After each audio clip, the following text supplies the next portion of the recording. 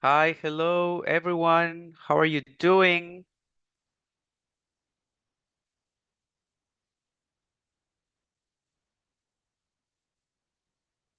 Hello everyone and welcome to our third day of our Global Teachers Festival 2026. We're having lots of participants. I'm so glad so many of you are here. Let me check. Yeah, so the chat is working. You can use the chat to communicate with us. We have people from Mexico, Bulgaria. We have Edith from Peru. Hi, how are you doing? From Lithuania too. Good morning, everyone. So glad to be here with you. From Swiss. Hi.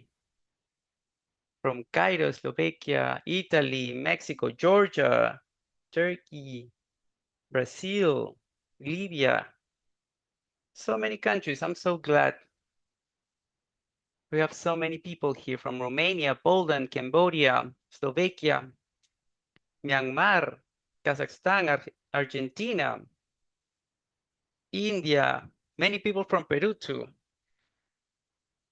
So I'm going to introduce myself very quickly. My name is Martin Sanchez. I'm the academic coordinator for Peru and the Andean Zone, which includes Chile, Ecuador, and Bolivia.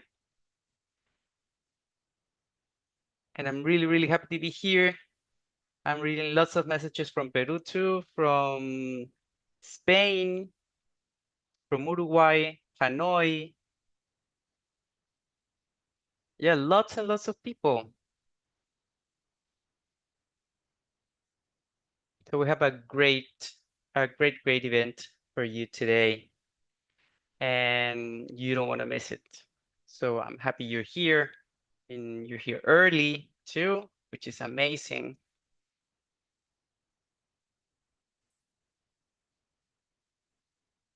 Hi, from Indonesia too, Sarajevo. Awesome.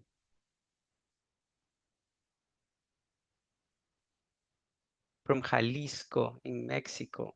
Amazing. From Qatar also. Hi. Tracy from Peru. Hello. From Philippines, Max. Hi. From Barcelona to Yolanda. Hi, Miss Yolanda. From Albania, Thailand, Argentina, Russia, from Malta, from Mexico, Miss Cindy from Peru, from the Dominican Republic. Awesome, that is great. Okay, so I'm going to start sharing my screen for everyone, okay, and give you a little message before we start with our first speaker. So this is our Global Teachers Festival 2026. We already started on Monday, and we will be finishing on February the 20th. So this is what we had prepared for you. We already talked about digital innovation on our first day on Monday with Laura, Luis, and Susana.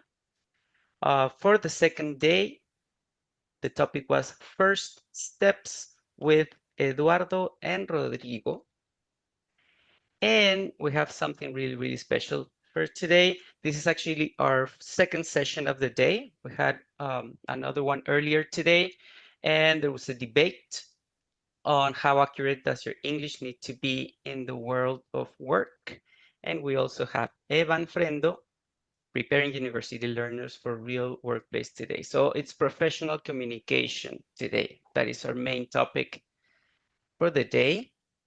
Before we start with our first speaker, I want to let you know that your certificate of attendance, along with your virtual goodie bag, will arrive by email in a couple of weeks. Okay, so please stay tuned, check your email, check your spam. But the virtual goodie bags are really, really interesting. We have surprises there, so just make sure that you check them and you use those materials because they're going to be amazing. And if you have any problems with the goodie bag or the certificate of attendance or anything, you can always email us to eltwebinars@macmillaneducation.com. Okay, that's eltwebinars@macmillaneducation.com. Okay, so we have a little change today.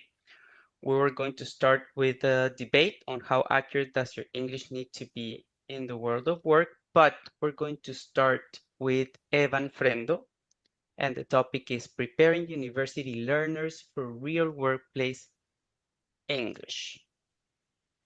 And here we have Evan. Hi, Evan. How are you doing?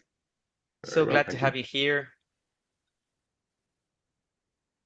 So, Evan, why don't you tell us a little bit about you before you start? Sure.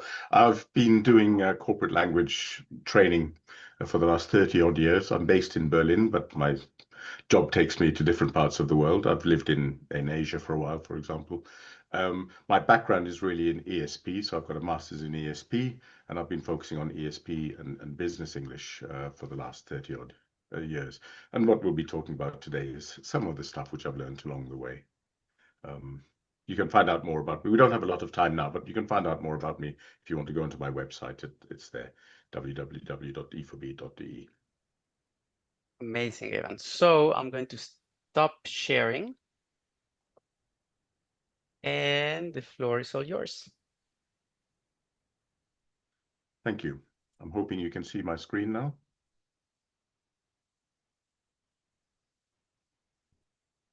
Yep, now we can Yeah, see it. Mm-hmm. great. Okay. Yeah, so as I say, this morning we did this the other way around. So we had a debate first about some of these issues, and then we moved into this more specific area. We've flipped it around this time. So what I'm going to be talking about basically is this idea of what happens with university learners when they're preparing for the real workplace, for the world of work after university. If we think about most universities, um, what we normally have is something like this: general academic English for general academic purposes. Um, So you're learning things like study skills. You're learning to use English in different subjects. You're taking notes, you're attending lectures, you're writing assignments and so on in English. Or you may be in a country where everything's done in another language, but then you have some specific lessons in your own specific discipline. So if you're studying civil engineering, you might look at civil engineering language. If you're studying English for law, you might look at uh, legal language and so on. That's what happens in universities. But what happens after university? Now, after university, of course, life becomes a little bit different because you go from a nice university academic setting into this world of work. And so here's a typical company. It could be any company in the world. And so a typical day might include a formal meeting with clients in the morning, maybe an online team meeting with your own team, um, small talk at the water cooler with some other team leaders, hopping into the car and going out to a construction site or some other project site to do some work on site. And during the day, you're also dealing with emails, chat messages, Trello. Trello is a project management software. You could be doing all sorts of things, but it looks very different to what um, people look at in universities, where you're looking normally at academic English and the language of a discipline. So what I want to do is talk about this issue really. And one of the things which influences me and has influenced me greatly over the last several years is this quote, which I've taken from Mike Nelson's PhD. You might be aware of it if you're in business English, it's very well known. And he differentiated between the language to do business and the language used to talk about business. Now, these are very different things if you think about it. The language to do business is the business of giving presentations, of arguing in meetings, of having meetings, of doing negotiations, all sorts of things like that, doing business. Small talk at the water cooler. The language to talk about business is the language of the subject. So maybe learning about the topic of economics. It could be reading newspaper articles. You read newspaper articles to learn about business, but it's not doing business. You're not getting paid normally to read a newspaper article. So there is a difference there, and I really want to focus very much on the language of doing business. If we look at an example of somebody maybe who's doing chemical engineering at university, and if you look on the left, you can see the purpose of the English there will be learning, demonstrating understanding, assessment. Um, the audience, the person, the student will be speaking to lecturers, tutors, examiners, peers, um, and the focus will be on theory, learning theory, understanding, chemistry, for example, explaining, being correct, writing things in academic language. But if we look on the right at the picture of the same person, perhaps the same student, a month after university, on a refinery somewhere, and the topics are very, very different, and the way language is used is very, very different. So here we've got safety, efficiency, production, collaboration. You're talking to completely different types of people. You're not talking to lecturers and tutors anymore. You're talking to operators, managers, clients, multidisciplinary teams. And your focus is no longer on academic stuff. It's on clarity. It's on getting things done, action. It's on dealing with risk. It's on outcomes. It's on practicality. So what we're looking at is something very, very different. Now, in this talk, what I want to do is focus on two specific questions. The first question is, how do people really speak English in the world of work? And we'll look at some examples and talk about some of the um, big picture ideas about what we mean by English in the world of work. And then after about 10, 15 minutes, I'll go to the second half and answer the second question, or look at the second question, which is what can we as teachers do to prepare our learners to deal with this language of the international workplace. So we're starting with, how do people speak English? And we're very lucky because we have a lot of experience in the world. Let me tell you a couple of stories from my own experience. I was involved in, this is maybe last year sometime, software development team meeting, and I was working with some German software developers, and they had a visitor from India um, who flew in from Bangalore to give a presentation, to do some work on the project they were working on. Now, the Indian grew up speaking English, perfectly fluent in English. All the Germans were very high level of English. They had been well educated in German schools and German universities. They used English every day at work, so there was no problem with the English. But what happened afterwards, when I discussed the meeting with them, was that they said, well, the Indian guy was too fast and too technical. He was speaking too fast. Maybe his accent was a problem. Maybe the words he was using was a problem. And he had used language which was too technical for that particular audience, because people in the room were not all in the same area of software development that he was. So they didn't understand it. And this is a typical situation that might happen in a global company. Um, Everybody speaks English. Everybody's got good marks in all their exams and things. But when it comes down to it, miscommunication occurs for all sorts of uh, other reasons. And in this case, perhaps the Indian was speaking too fast. He didn't adapt to the situation. And perhaps the Germans didn't put up their hand and say, excuse me, I don't understand. Both sides just made assumptions, and the meeting was effectively a failure. Interestingly, I met one of these guys last week, and I said, how's it going? And he said, oh, do you remember that story I told you about that Indian guy from Bangalore? So this really impressed them on how bad this meeting actually was, I think. Here's another example, completely different. A German guy planning a business trip to China, and he writes a short message. Lynn, hi Lynn, just to let you know, the visa came through today, all successful, see you in Wuhan, smiley face. Something which anybody could write any time of the day. This is not particularly uh, discipline specific or job specific. This could be anybody planning a business trip. And here comes Lynn's reply. Good news, he says. I have booked my train tickets back and forth. I will meet you Wuhanji train station. I will arrive at the station at 2000, around earlier than you. You will arrive Wuhan station at 2040 around.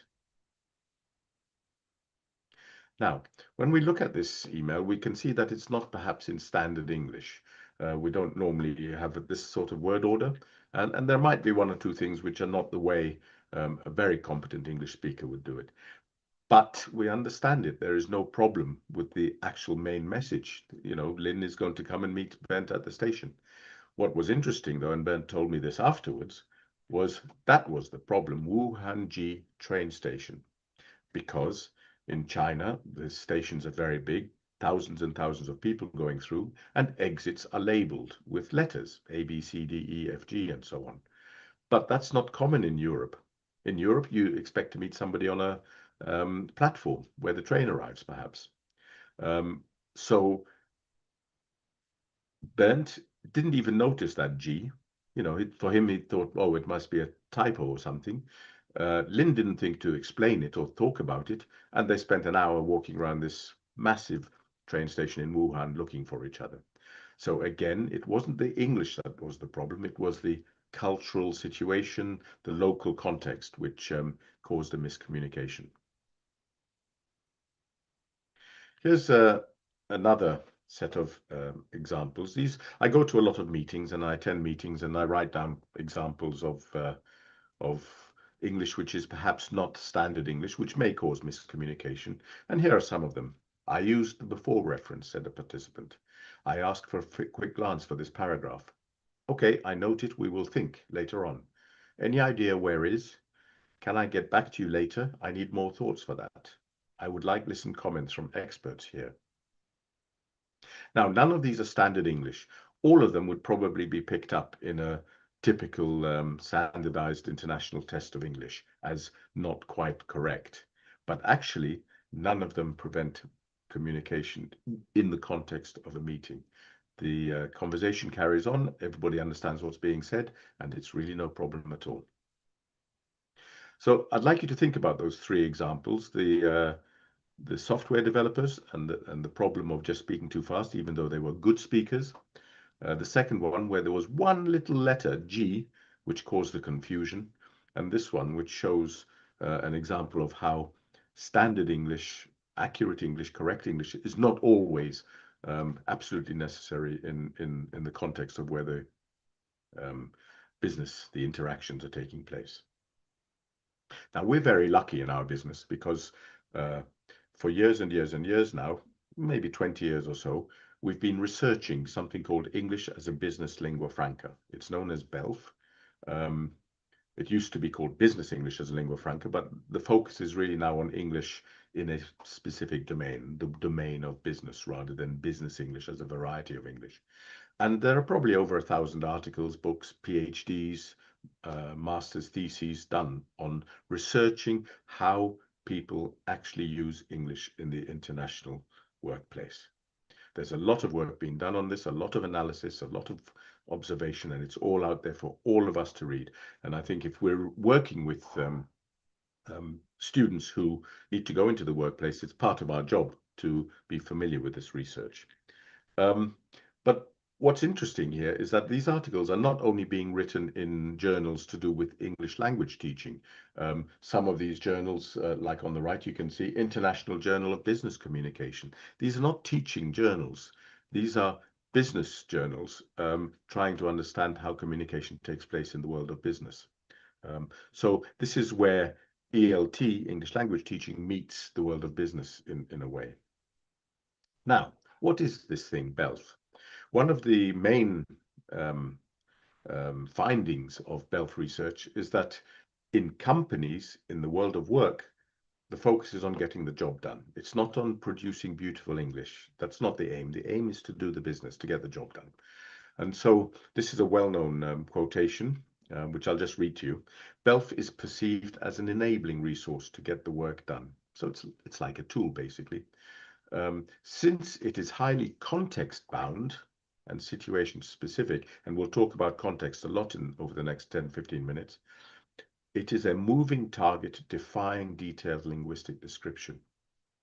The problem, in other words, is what the researchers have found over many years of researching, is that people use language and adapt according to context, like those situations I just showed you with the meeting where people use slightly different English, and it's fine.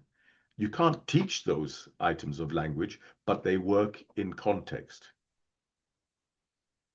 So everything is about context in the world of work. It's not about how beautiful or how theoretically beautiful your English is.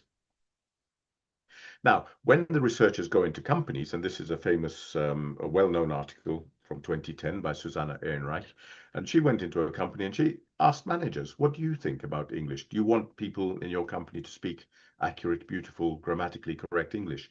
And they said things like this: conformity with standard English is seen as a fairly irrelevant concept. I don't actually care whether something is correct or incorrect, as long as the meaning is not distorted.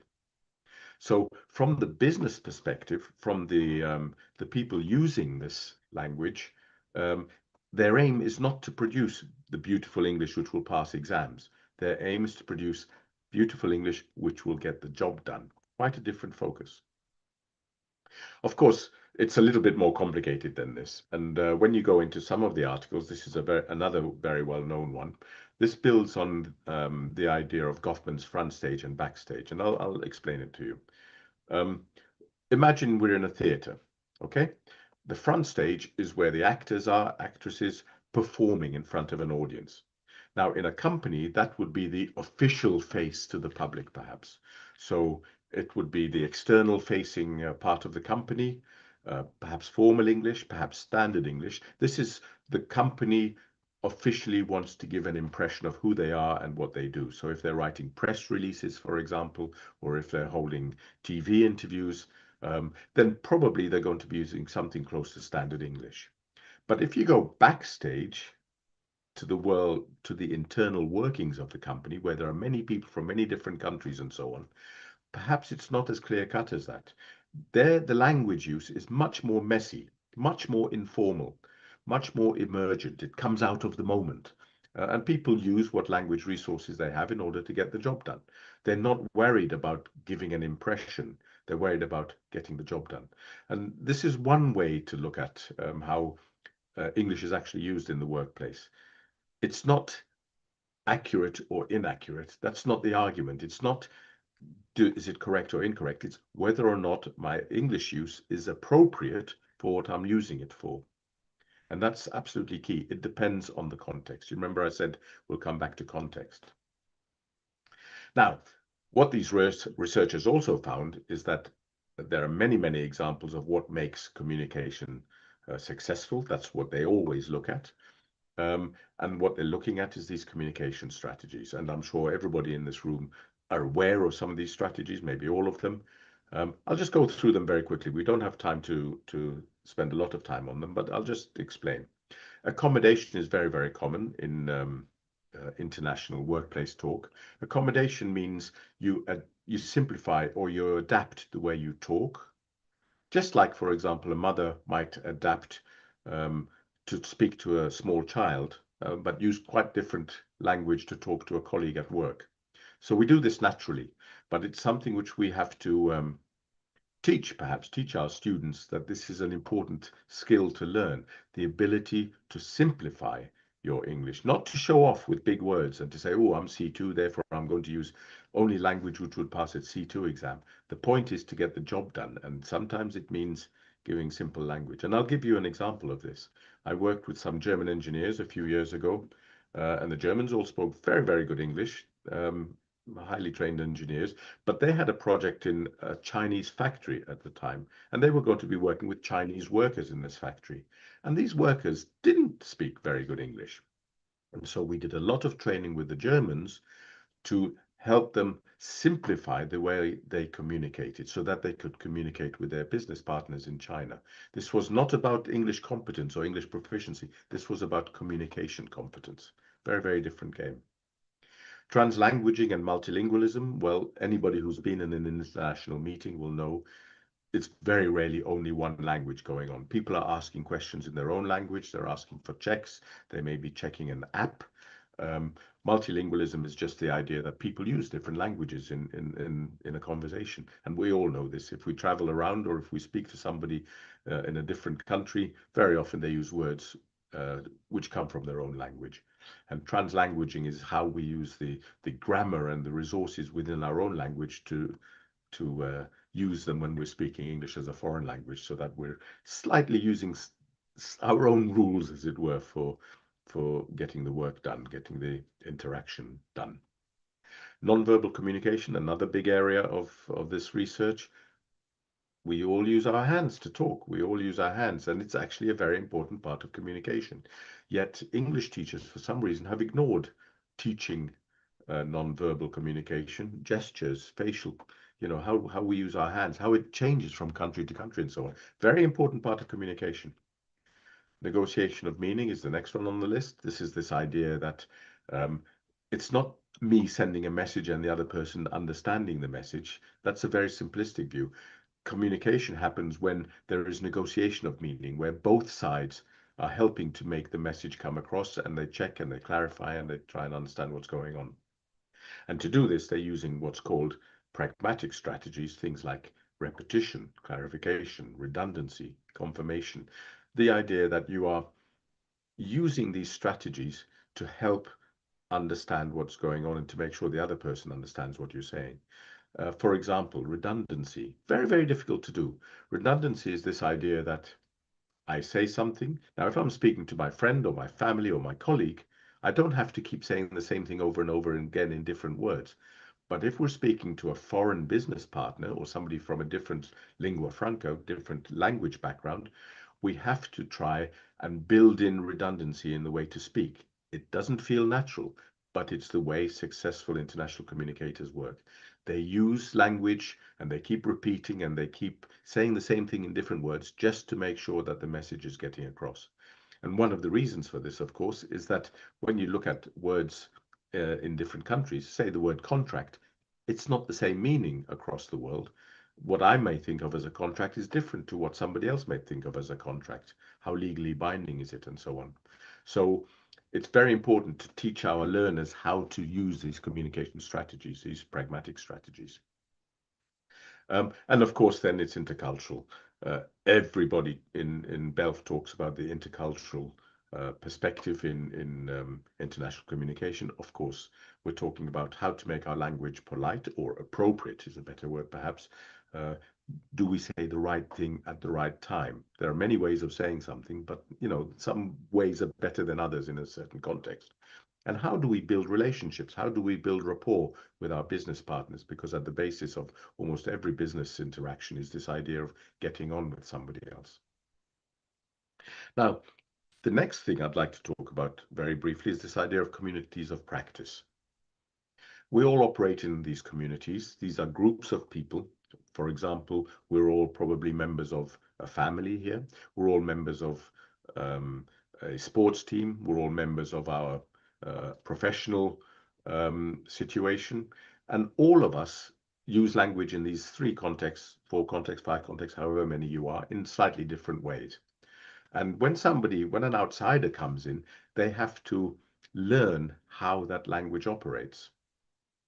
And in fact, some of the researchers in the Belf context look at this and say, well, actually, language learning is happening a lot in the context, in the workplace. Seems to happen most effectively in business communities of practice rather than in traditional English training. Interesting.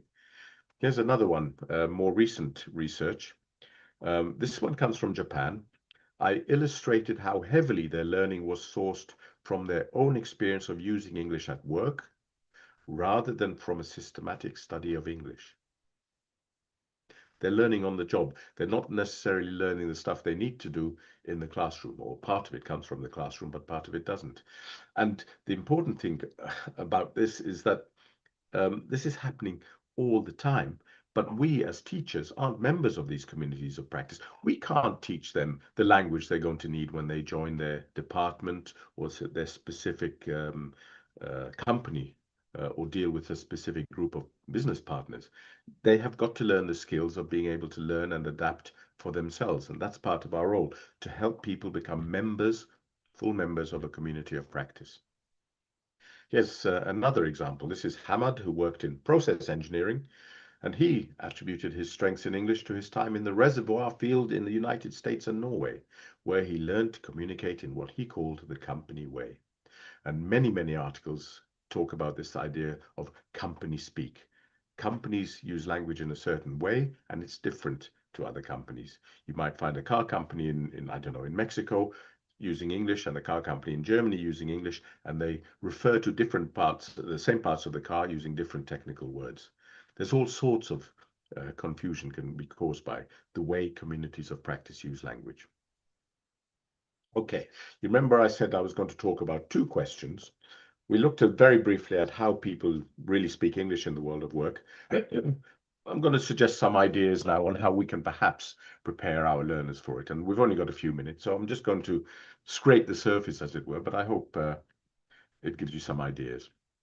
But the first thing I think we need to be able to do is understand the context our learners are going to be working in. Here are three examples of meetings. On the left is an agile meeting.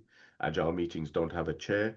People are standing up, they're talking, and all they do is they say what happened yesterday, say what they're planning to do today, and talk about problems.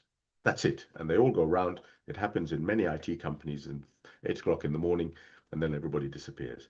Very different to a type of board meeting, perhaps, where the board manager chairs the meeting and says who speaks and who doesn't speak, and there's an agenda. Very different. The one on the right is a toolbox meeting. Very, very common on construction sites, in the maritime industry, normally where there are workers with tools. And what they do is they get together at the beginning of a workday and they discuss safety issues around the work site. Very, very different types of meetings. And it's our job, if we're working with our learners going into the world of business, to understand as much as possible about what these types of meetings do and how language is used and how problems are caused when things go wrong. It's not enough for us to say all meetings are agendas with a chairperson and all that. That just shows our own ignorance in a way. So how do we do this? Well, I think we need to speak to different stakeholders in the whole area. In other words, we have to get out of the university and go and meet these people in industry. Really important. We have to get to know expert insiders.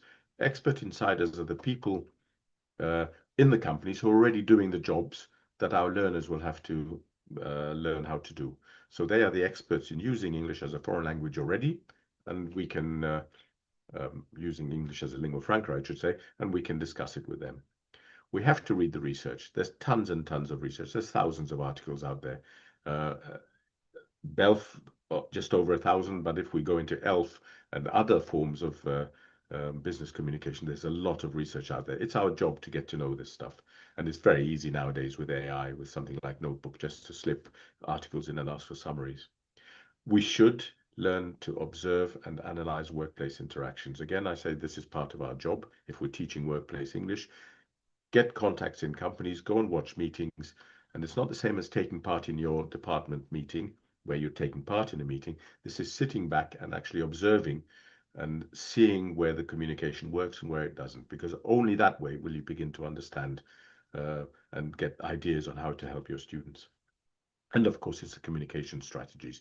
We have to work on those, all those communication strategies, which I talked about, accommodation skills, um, uh, repetition, pragmatic strategies, intercultural skills, and so on.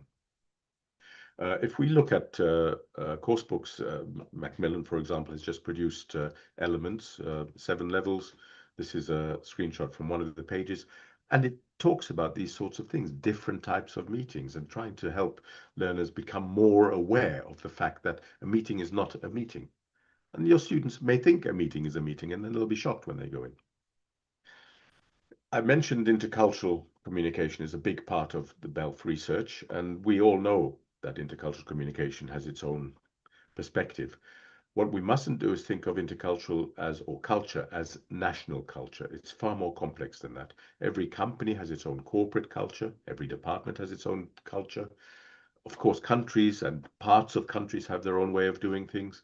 Professions, doctors and lawyers are very, very different in the way they operate, the way they walk, the way they dress, and so on. So part of our job is to understand the way the different cultures operate. That's part of our job, making sure that our students understand that. Going into companies, this might be the same company, but in two different countries, holding exactly the same meeting. And on the left, everybody's orderly and polite and talk in turn. And on the right, everybody's shouting and talking at the same time. They're both acceptable ways of running a meeting. They both very, very common. And our learners have to realize this. So intercultural communication skills, I think, are very important. The way we do things around here. And again, Elements has articles on things like this. This is an article building awareness about different working styles and how when you come to work with different teams, you find out that they do things in different ways. Um, and that could be a source of frustration, a source of complication. So it's something people have to be aware of. A team is not a team. One very common activity which is used in intercultural communication is this thing called critical incidents. If you don't know about it, you can check it out later. You can get lots of examples from AI, I guess now, Gen AI. This is a very typical example. You are attending a team meeting with colleagues from different countries. The meeting is being chaired by the team leader who you've just met for the first time. Okay, so you sit down, first time you meet him. Everything is in English, but you can see that people are struggling. What do you do? How do you um, break into the situation? How do you inform the team leader? How do you help the people who seem to be struggling and so on? There's no right or wrong answer here. And that's the beauty of critical incidents. They are a chance to sit down and analyze potential miscommunication problems, intercultural problems, and just become more aware by discussion, by analysis, just trying to think of different ways of doing it. And if you are lucky enough to work in companies and you go and speak to a few expert insiders, they will give you hundreds of these things because they're very, very common in companies. But the beauty of critical incidents as an activity is you have to, your group of learners are explaining, dealing with vague information, just like the real world. It's not precise. They're trying to solve a problem. They're arguing, persuading, looking at the intercultural perspectives, just like they will have to do when they go into the world of work. So it's a good activity to do with your learners. Another thing to think about is the way we actually teach language, and task-based learning here is particularly useful, I think. Task-based learning is this idea that we do some sort of needs analysis to identify the types of tasks that people will have to do. In this picture, it's somebody giving a presentation, that's the task. Um, and what we do in task-based learning is we ask them to do a presentation. We then do language feedback and task feedback, not the teacher and the other people in the room, the other students, um, and then recycle, do it again, repeat the task. And eventually you reformulate. Each time it gets better and better. Um, but you're learning by doing. You're not learning by being given a list of phrases. You're not learning by analyzing the grammar and talking about grammar. You're learning by actually doing the task. And there could be hundreds of different tasks, of course.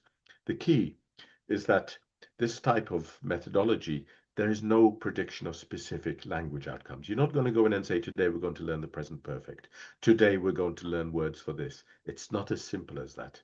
You do the task, and from the task comes the language which needs to be developed and where people can help. And of course, everybody in the room um, contribute to that. It's not only the teacher. In fact, once you get into companies, the teacher keeps very quiet in these types of activities because the learners know far more about it than the teacher. One type of task I love doing is storytelling.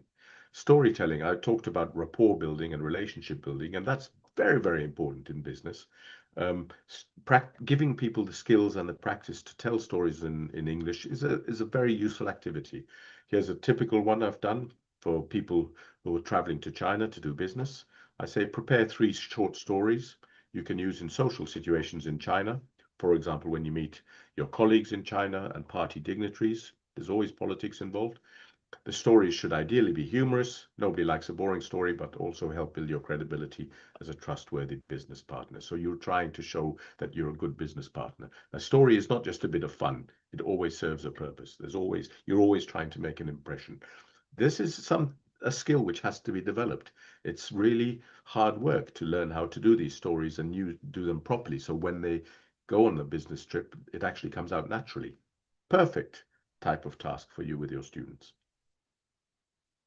Um, the fourth one on my list is this idea of teaching people how to learn.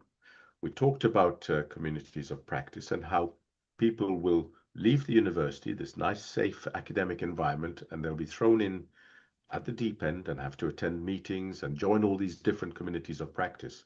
And they have to learn by participation, by listening to conversations, by watching what's happening, by storytelling. So we really need to give them practice at this and help them understand that this is what happens in the workplace. And so things like internships, workplace shadowing, mentoring, real world tasks, really a useful way to help people develop these language skills, which they're going to need when they get into the workplace. Now, think about when they get into the workplace. Things are changing very fast in language learning, in training, in learning and development in the workplace. Nowadays, we talk about something called learning in the flow of work. Companies no longer sending people away on courses to do, 3 weeks of English training or 6 weeks of this or 6 weeks of this. They tend to prefer it if people can learn on the job at their workplace while they're doing their work. The idea in LIFO is to provide useful and relevant learning experiences that help employees build the skills they need without disrupting, without taking them away and putting them in a room with a teacher. This is happening. I'm watching a lot of my colleagues losing their jobs and or changing their role so that it's not so much teaching English, but acting as a coach on the side, a guide on the side, helping people reflect on the learning they're doing by themselves in the workplace. This is how workplaces are operating now. We need to be very aware of this. Um, Here are some comments from recent conversations I've had with clients. My Bulgarian partners use AI so they don't have to learn English. My company asks us to check everything through the AI assistant before we send it out. My AI language tutor is great. I hardly need a teacher anymore. This is the reality of every workplace which has a computer. People are using AI. I'm sure most of us use AI to help us with our various tasks during the day, writing materials and so on. It's happening a lot in companies. Companies have their own language tutors, which are blocked from outside interference. So you don't know what's happening, but they're writing their letters in a certain way. They're writing their emails, their contracts. They're following the corporate branding and so on, all being done by AI. We need to be aware of that, and we need to make sure our students are aware of that because that's the world they're going to be operating in. And of course, Elements has articles on things like this idea of lifelong learning and how people can't expect to go on these courses anymore. That's not how the world works anymore. People have to learn to keep adding skills and improving their own abilities at their language competence. So we've come to the end. I asked two questions really. The first one was, how do people really speak English in the world of work? And what I said was, well, we have to differentiate between the language of doing business and the language of talking about business. Very different. We should, if possible, focus more on the language of doing business. I talked about English as a business lingua franca. So we're not talking about English. We're not talking about British English or American English. We're talking about a lingua franca.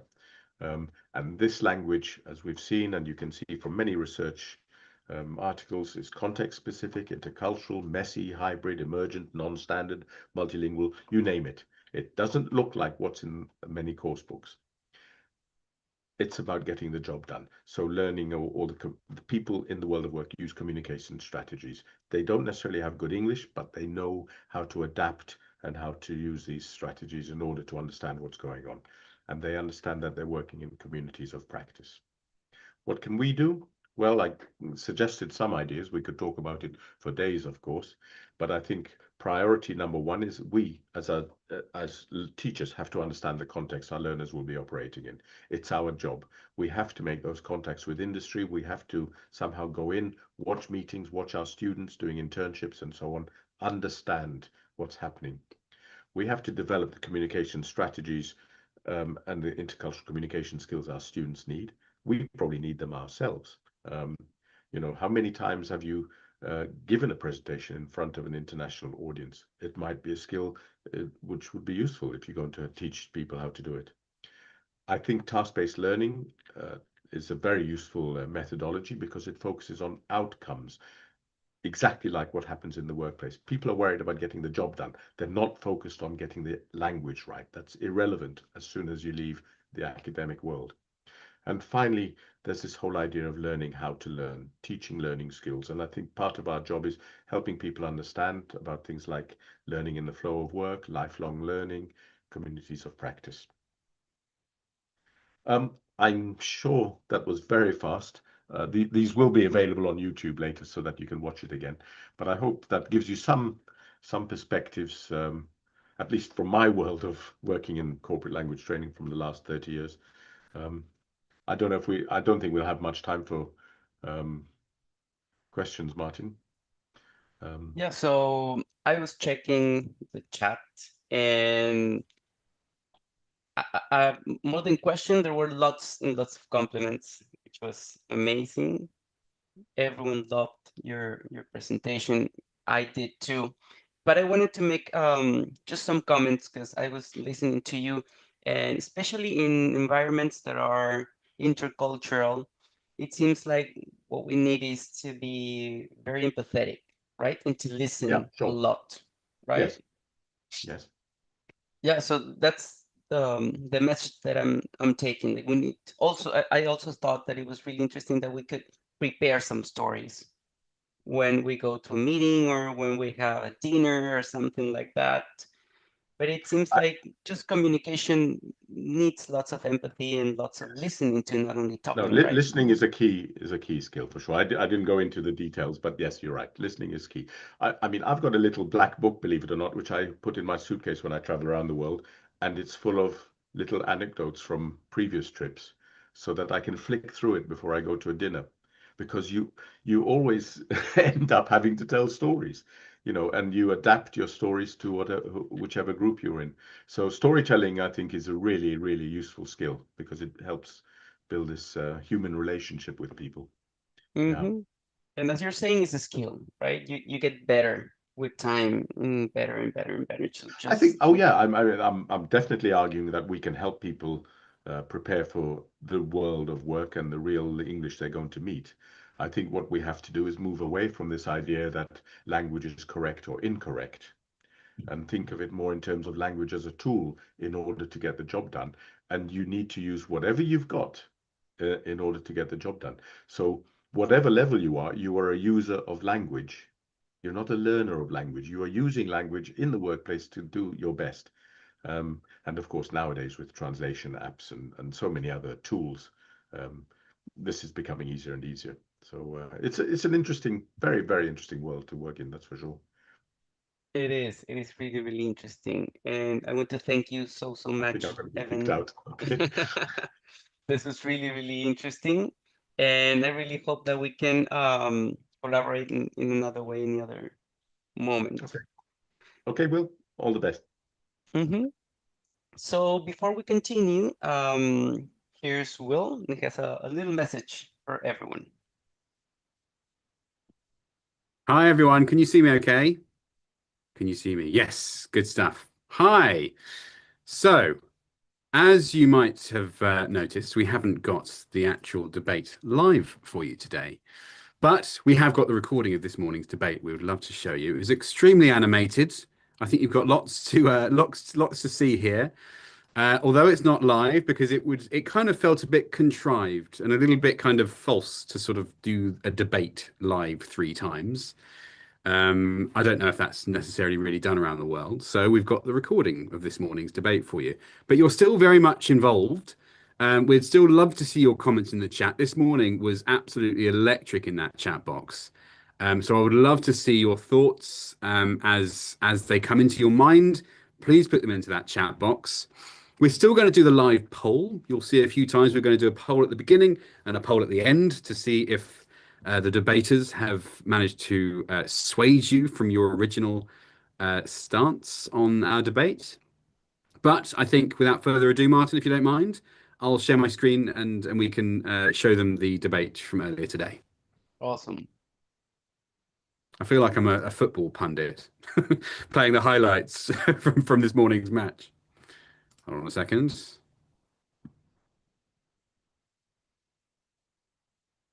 Let's make sure this is set up properly.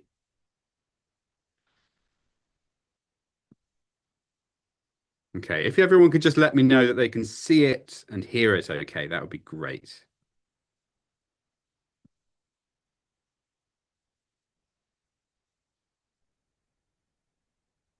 Yes. So Louis is going to join our debate, which is very, very excited because today we are going to have a very special debate session that we are going to discuss a very important topic. So let's see, what's the topic of the day? Let's see. So today we are going to discuss about does accuracy in English really matter in the workplace? Because we hear different perspective and we'll explore the real world scenario. And today it's time for us to reflect what really means for us as educators. So please feel free to share your thought in the chat box, or you can also post any questions that you have through the Q&A tab. All right. So your question can also be your question also can be for any specific debaters if you have one, and we will review your questions by the end of the session. All right. So before we begin the debate, let me quickly walk through the agenda of the day. So let's see. First, we are going to start with an initial vote. And we will launch a poll on Zoom so that you can cast your vote and see the result in real time. But if you're watching the recording of the sessions, no worry, you can still vote and you'll see the result by the end of the session. And next, our debaters will present their arguments. So we will take turns sharing their key points and evidence to convince you to support their side. And then after the 2 rounds of debates, finally, we will have 1 minute for the final response. So this will be their last chance to persuade you for their arguments and their points. So they will have about a minute for their last statement, and after that we'll move on into the Q&A session. So please use the Q&A tab to submit your questions and feel free to address them to a specific debater. All right, and finally we will launch the final vote when we will see which side you support after hearing their argument. All right, so let's see. Today, we are going to debate the topic on how accurate does your English need to be in the workplace. And let's see the motion. This house believes that perfect English proficiency is essential for success in the modern workplace. So now, please launch the poll and please share your idea. If you agree, please vote yes. But if you disagree, please vote no. And let's see.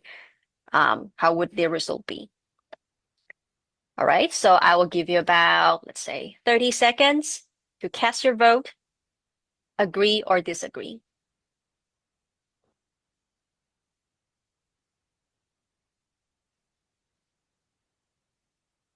Okay, wow.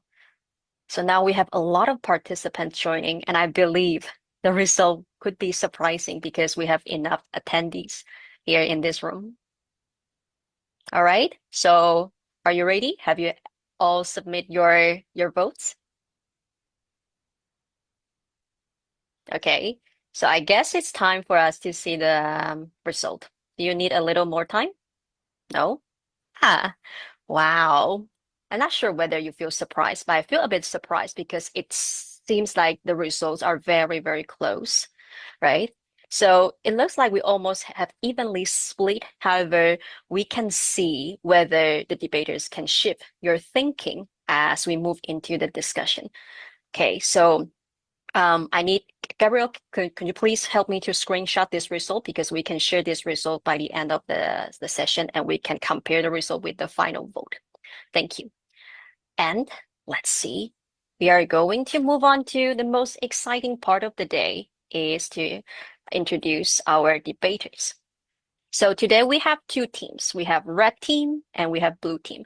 So red team, they will defend the motion, which means that they support the idea that perfect English proficiency is essential. And for blue team, they will challenge this idea. And we will have Super and Nathan in the red team, and we'll have Louis and Will in the blue team. So let's welcome Super to be the first debater to share her arguments. And Super, you have 5 minutes to share your statement. All right. So hold on. Yes. Let me check where's my timer. I need my timer here. Thank you, Flora, for the introduction. Yeah, I'm really, really excited and can't wait to give my first salver. Okay. All right. So since that I can't see my timer here on the apps. I don't know why. So I will use my phone as the timer, okay? And I Yeah. will let you know how much time does it remain. All right. So No you problem. have about 5 minutes. Are you ready? Yes. Ready? Okay, so let's go.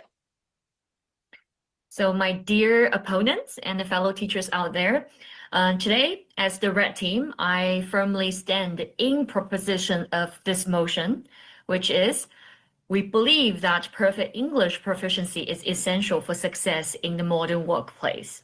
So first of all, let us be clear, what does perfect English proficiency mean here? So we do not mean like something like the Queen or using fancy words or the most complex grammar structures. We actually mean precision, clarity, and zero ambiguity. So the ability to express your messages exactly as intended and to be understood without confusion, risk, or error. So in the world where teams work across borders, time zones, and cultures, I think this is not a bonus. It is a basic requirement. So let's take a look at some real consequences where English is not precise enough. So I'll give you a few examples. First of all, in 1977, two airplanes crashed on a runway in Tenerife, which is in Spain.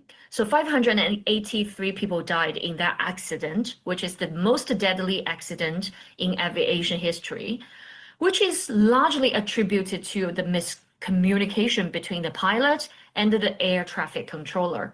So the pilot said we are at takeoff, while the air traffic controller thought he meant they are ready to take off.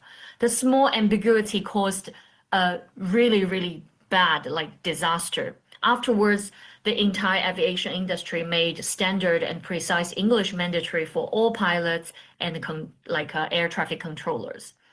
And there's another very good example to emphasize how important accuracy and precision of English is that in the aftermath of 911, one single word, which is occurrence, triggered a 3.5 billion legal battle because the insurance company, the policy failed to define it with linguistic precision. So the courts had to decide whether two planes crashes minutes apart should be counted as one event or two. So that proves that in high stakes global business, perfectly precise English isn't optional. It's the foundation of trust, of clarity, and also for accountability as well. But maybe you think these are special cases. What about regular jobs, like the ordinary jobs we do? I think imperfect English will carry real consequences for regular jobs as well. For example, a customer service agent once confused suspend with cancel. So he permanently deleted someone's account because he thought he was just pausing it. But the customer lost all his data and sued the company as a consequence. And another example is a small online business owner.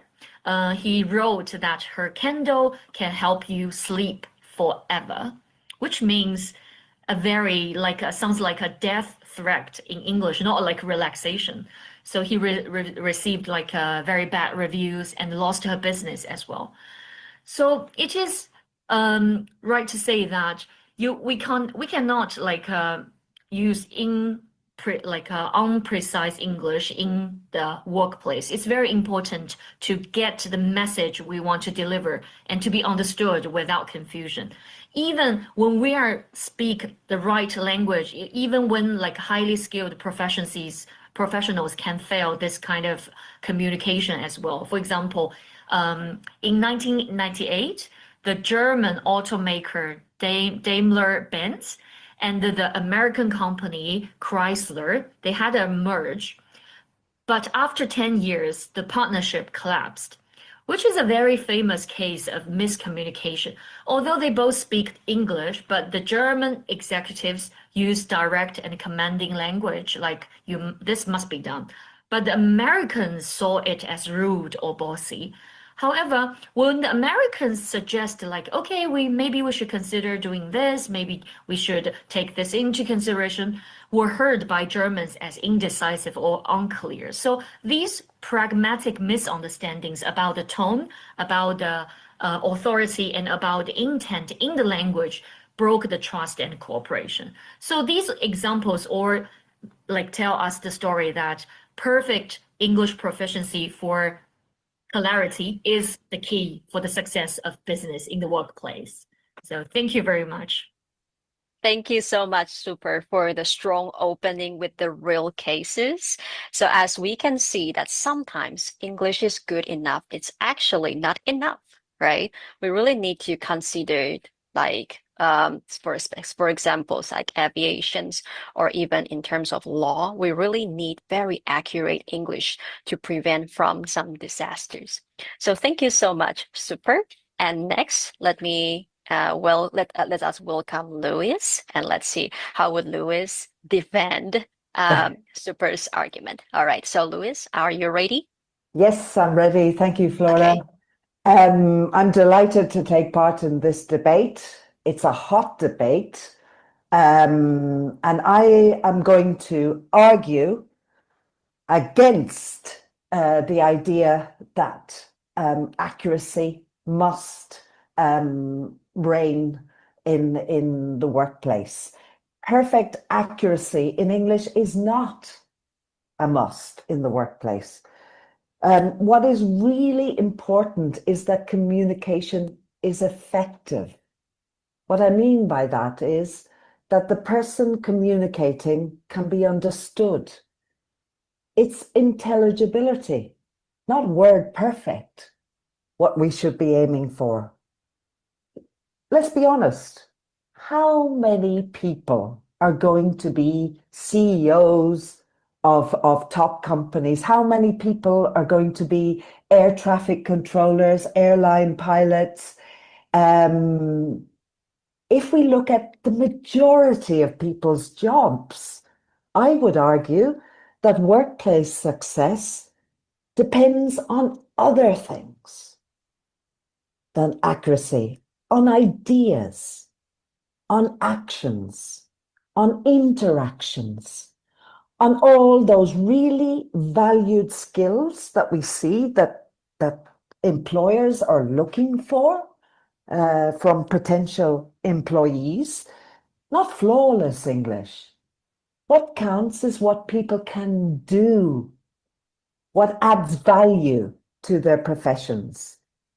Most global workplace English is English as a lingua franca. It's a reality.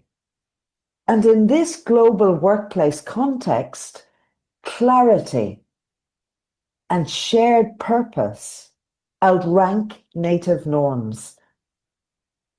What is needed is good enough grammar, sufficient knowledge of the area of work, of domain knowledge, plus strategies, plus the ability to collaborate, to cooperate, to contribute, to problem solve, to think critically, to create.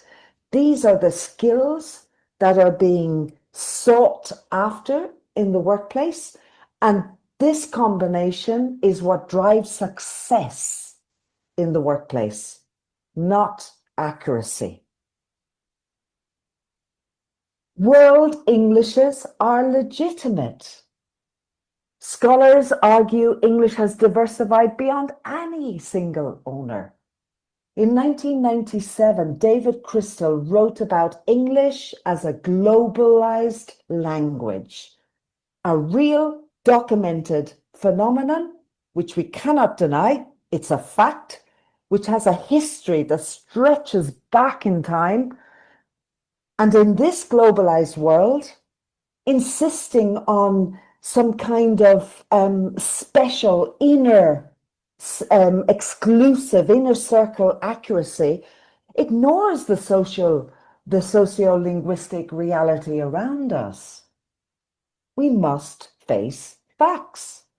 Accuracy is still, unfortunately, it's still bound up with this idea of exclusivity, this cultural supremacy of certain countries, if we think about colonialism and post-colonialism. However, we're in a globalized world, which was actually, by the way, created by that very colonial, post-colonial system.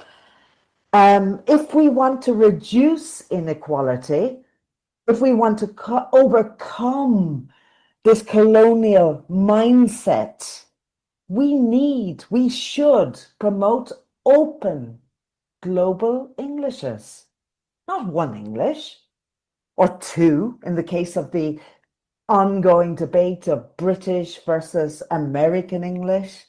World Englishes are here.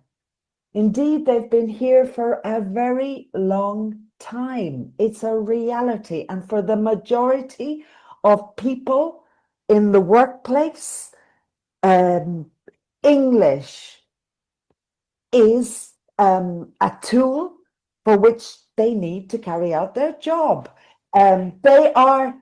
World Englishes are legitimate. The standard only ideal is outdated for the current scenario. Okay, thank you so much, Louise, especially for your very expressive and persuading way of your speech. I feel that it's a really refreshing idea, especially when it comes to that English doesn't belongs to any group or on any standard. And also, like contribution, as you mentioned, that we actually reward effective contributions, but not perfect English, right? So thank you so much for your arguments.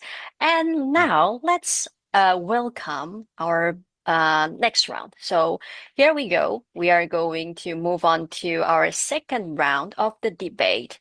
And for this round, Nathan will be defending the motions for the red team, and Will will be opposing it for the blue team. And let's welcome Nathan. So Nathan, are you ready? Yes? Okay, let's go. Yeah. Okay, thank you so much, everybody, for joining us. It's a pleasure to be here.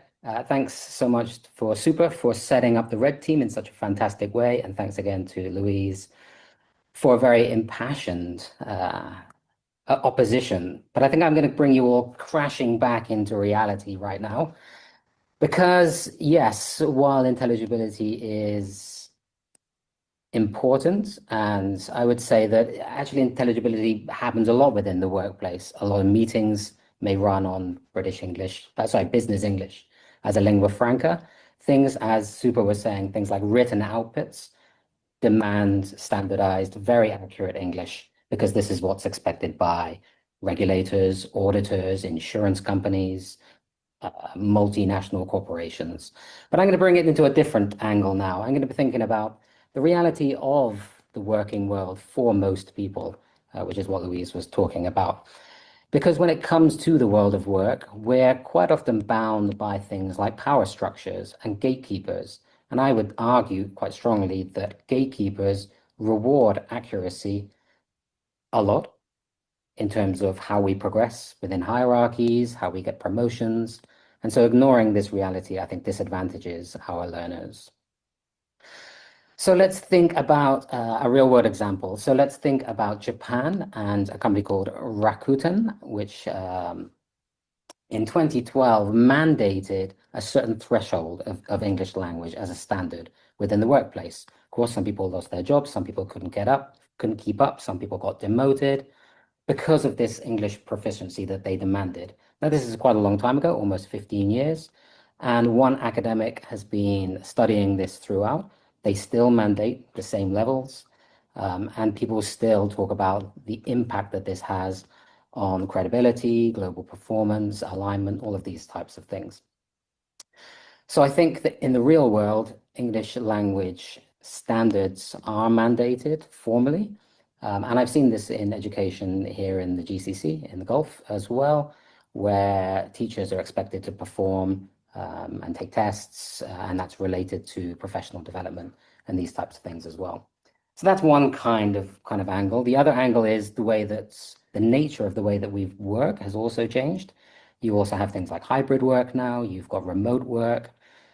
And when you're doing face-to-face meetings, there's a lot more chance for misunderstandings to kind of self-correct. Whereas when you're working in a hybrid or remote, or you're doing Teams meetings, there's a lot of occasions where miscommunications, misunderstandings, the examples that Super was giving before about very small kind of grammatical errors, perhaps, actually impact on things like projects. So my wife, she works in events management, and they are multicultural teams based all over the world, people from Europe or the GCC or Asia.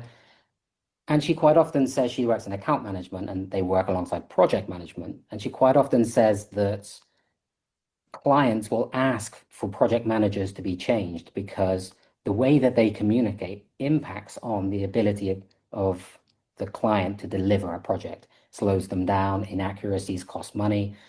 So I would argue that actually accuracy is a really important point.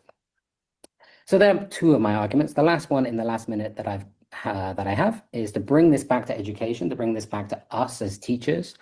And I think that to teach the language accurately is to teach it ethically. I think that our learners demand and expect and deserve for us to acknowledge this gatekeeping within the real world, real audiences, real consequences of the way that they use the language within the workplace. So yes, while intelligibility is of course important, not for everybody, you can get the most powerful job in the world by being neither accurate or intelligible, apparently.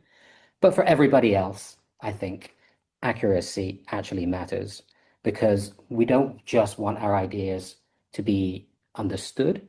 We want to be taken seriously as a professional in the profession that I'm trying to develop in.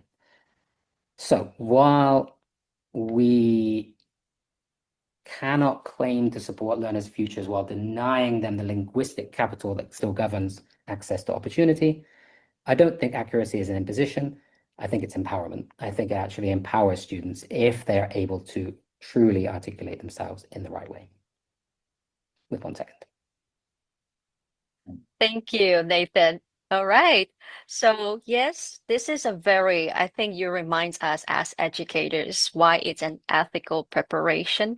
Because if learners are preparing for exams or maybe interviews and anything that they need to prepare for the global workplace, then accuracy become very, very essential. Right. So thank you so much for reminding the reality. Okay. So last but not least, we have Will. So Will, are you ready? I certainly am. Thank you, Flora. Yeah, very ready. Okay, let's go. So yeah, again, thank you to my fellow debaters. Excellent debate so far, especially from Louise from the blue team. Very, very nicely delivered, Louise. Thank you for that. Good arguments as well. Love them. So I've got two arguments to make, just like everyone else. My first argument is that when we talk about accuracy in using a second language, we often talk about accuracy synonymously with one's accent that they are using when they're speaking that language. Now, I think that's what this argument is. So that obviously the better your accent, or the more perfect your accent is, the better you are sort of going to progress in your life, as Nathan and Super I think are putting forward. You'll climb that ladder up to those gatekeeper positions. However, Derwing and Munro in 2020 did a study in the Journal of Second Language Pronunciation, said that speech can be strongly accented, but still highly intelligible.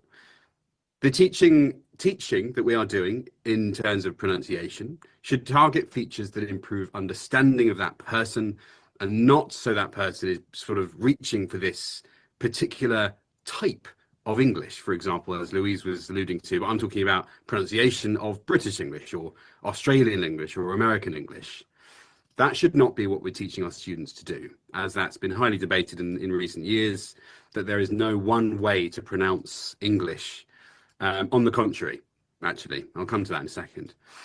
In 2000, Jennifer Jenkins did a study and produced a paper called the Lingua Franca Core. A really interesting thing. I recommend everyone to look that up and to read into it. It claims that some sounds on a global level generally make English less intelligible when you're using it as a lingua franca. So when two people who haven't got English as their first language are communicating in English, they don't need to sort of rid themselves of their cultural heritage as it sort of seeps out of the language that they use. They should be celebrating the language, the accent that they have when they're using English, because it's beautiful. And there are many accents around the world that I think are wonderful when they speak in English, and we shouldn't be ridding themselves of that. Only those particular sounds that make it difficult for people to understand them. So cultures, in sum up for this first point, cultures are deeply embedded in accents and should be celebrated and not corrected along the way. My second point is to bring it back to teachers. And what we have been doing since the, let's say, early 70s is teaching the communicative language teaching approach. And that's been taking root for the last 50 years, which means, as we all know, is not to make them perfect grammatically and lexically, but to be good at communicating things to each other, to say things to each other with confidence and passion in order to inspire people and make positive change in the world, not just to make sure they get that present perfect exactly right in the right place at the right time. The focus on so-called soft skills of late have slowly started to dominate the language classroom. I think we can all agree that. And this is not so that they can get better at producing certain grammatical structures. It's so that they can be successful in the global workplace. I've got a particular case in point I'd like to make. Just yesterday, someone extremely high up in Springer Nature. So Macmillan Education is owned by a wider organization called Springer Nature, an amazing organization, a journal that you might have heard of called Nature Magazine. One of the top dogs of that organization did a talk yesterday, very impassioned, and his aim, I think, was to impassion his company, to make them think about things in a different way. This person leads more than 10,000 people, one of those gatekeepers you were talking about, Nathan. And he did that by delivering an off-the-cuff speech with the thoughts that were at the front of his mind at that particular moment. Whether or not he succeeded in impassioning his workforce is down to each individual. I can't say whether it was or not. But I can tell you this, that person was not overly concerned with his grammar. It was not perfect English. He was not aiming to deliver this wonderful, perfectly written and devoted speech that he sort of spent days on. He was trying to impassion his company. And he would not have done that if he were overly concerned and even distracted with ensuring that he was using supposed proper English. On the contrary, aiming for perfect English in the workplace would stunt creativity and quash any potential inspiring that a single person can make or do to the people that they work with. Thank you very much. My speech is over. Thank you so much, Will. Wow, to wrap it up in time and using the real cases, a fresh case that just happened yesterday. So yes, this is our first round of the debate. And now we are moving on to the second round. So the second round, we are going to give our debaters an opportunity to respond. So each of the debater have 1 minute to respond. So please share your strongest argument and to see how would you respond to your opponents. And again, we will start from Super. So Super, are you ready for your 1 minute response? Ready? Yes, Okay. I am. Let's go. Yes. So thank you very much for the amazing arguments. But I would like to bring up this research done by Grammarly and the Harris Poll in 2024 about the communication in the workplace. So it is said miscommunication in the workplace costs U.S. business as estimated as 1.2 trillion every year. And in that research, it is said like half of the work week is consumed by written communication, not only speaking. So pronunciation is definitely one of the precisions, but also in the written way. I do agree that values and ideas are very important, the ideas, actions, but precise English doesn't replace these good ideas. It is the vehicle that delivers them. Without the precise English, even the best ideas can be ignored, misunderstood, or cause harm. So we really need to have the precise English to drive the communication. So that is my response to my dear opponents. Thank you very much. Thank you. Thank you for visualizing this. Yes, I personally agree because I'm also an English learner, and English as a second language. So it's a vehicle that to support us, right? Okay, so now let's welcome Louis. So Louis, are you ready? Yes, I'm ready. Ready? I've listened to all the arguments, and yes, I understand where people are coming from, but also my question to you would be, how accurate do we need to be effective communicators? I'm talking now with my Spanish teacher trainer hat on, Spanish and Catalan, by the way, not just English. I give training in Catalan. I give training in Spanish. I've been doing that for many years. And what Will was talking about in terms of the kind of skills you need to be an effective communicator, such as your passion, your confidence, the example he gave of the Springer Nature person. That is what has made me an effective communicator in my job. And it's a reality. Okay, thank you, Louis, for very inspiring questions at the beginning and your strong argument. And next, let's invite Nathan to share his argument. So, Nathan, are you ready? Yes. So I'm going to bring us back to something that Louise was saying. So you were talking a little bit about kind of this idea of English for everybody and world Englishes. And you argued that world Englishes are legitimate and that intelligibility is enough. But I think the modern global workplace tells a slightly more complex story because legitimacy doesn't erase power. And it doesn't remove the fact that HR teams, regulators, and often clients expect and demand a higher level of precision than what intelligible business English as a lingua franca can provide. So I think if we downplay accuracy, I think we're actually disadvantaging our learners because we risk equipping them only for entry-level roles, while the higher paying, higher status roles remain locked behind these accuracy expectations that we failed to prepare them for. Okay, thank you, Nathan. I just saw from the chat box that many teachers said they will vote for all the debaters. It seems that you're all sharing some really, really strong points, and it's really hard to decide which point to stand. And let's welcome Will. So, Will, are you ready? I am. Thanks. Yeah. Okay, let's go. Okay, so my first point is in response to one thing that Super you were talking about. You started your talk talking about aviation English, the English that pilots use. So I would like to respond to that and say that that is, I think, a pretty distracting example. Aviation English is extremely specific. It's actually really coded. I taught aviation English for some years, and it's not really English in the workplace. It's a very different scenario, I think.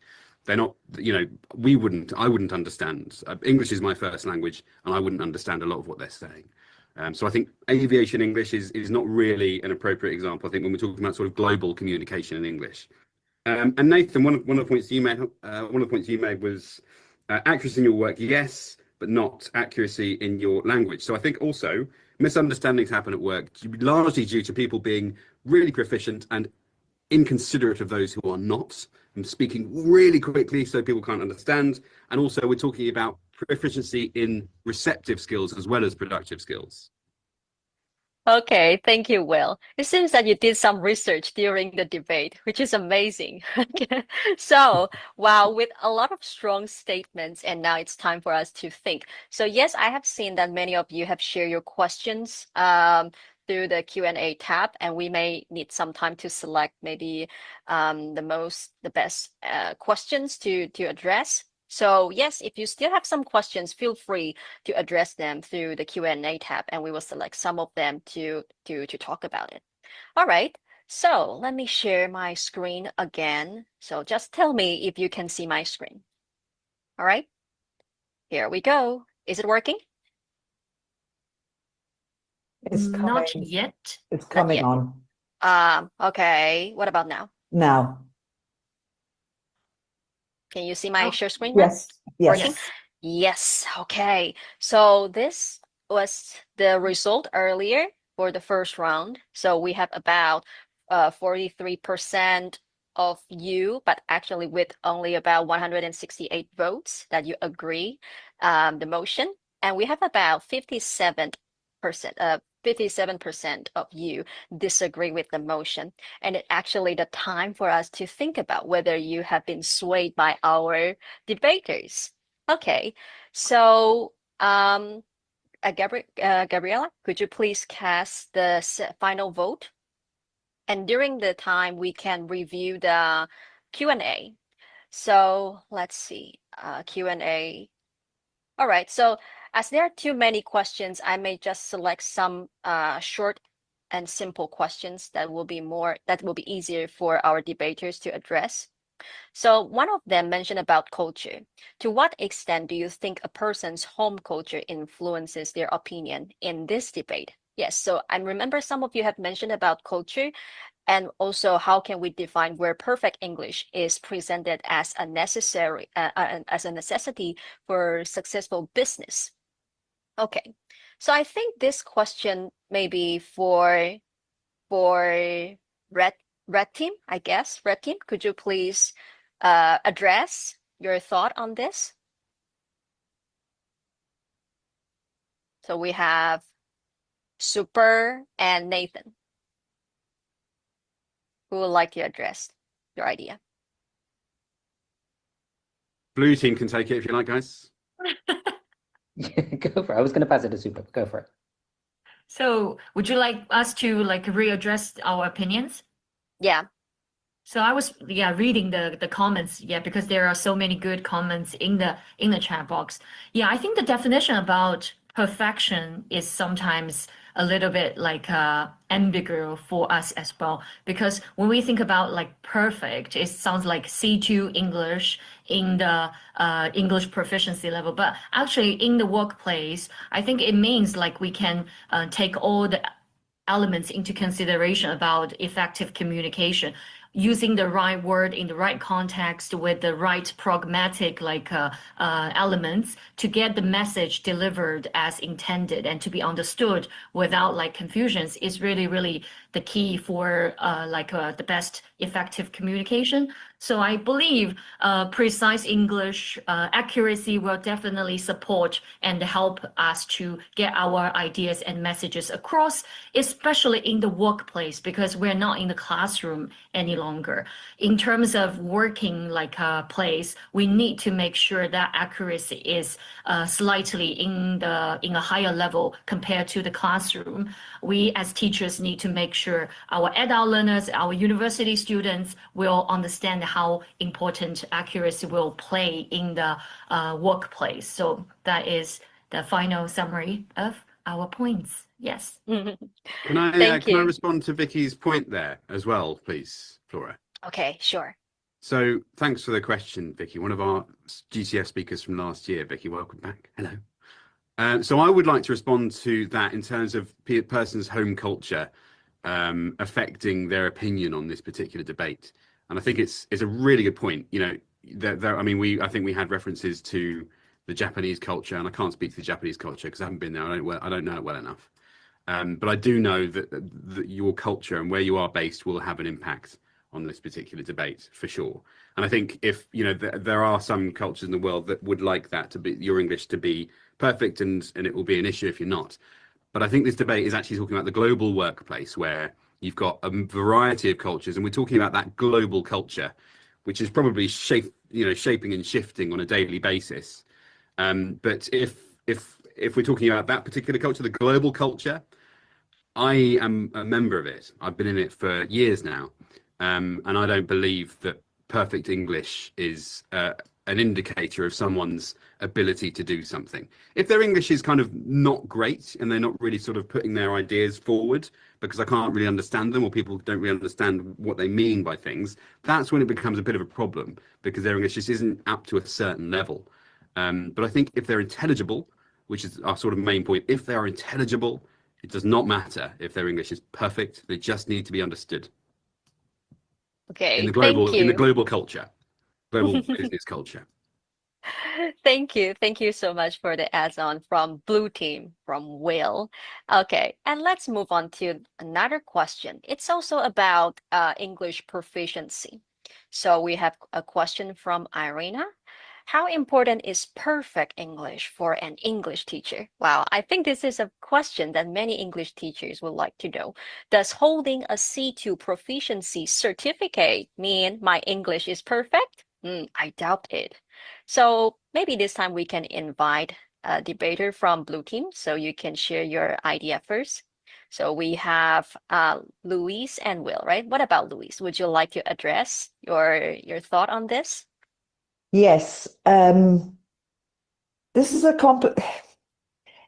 it's not, none of these questions are 100% one way or the other. In terms of teaching and level of accuracy, and having a C2 level, I mean, the certificates that people have are only as good as the level they actually have, yeah, right now. Okay, you could have a certificate, B2 level, C1 level, C2 level, but if over time you're not working on your language, that certificate might no longer be representative of your real level. In terms of teaching, the reality is that, for example, here in Spain, there are a lot of language schools where there are non-native language teachers, and I organize events here in Spain which are attended by non-native English teachers. And I have actually observed classes as well, because I have been into classes where in schools to do research on the ground.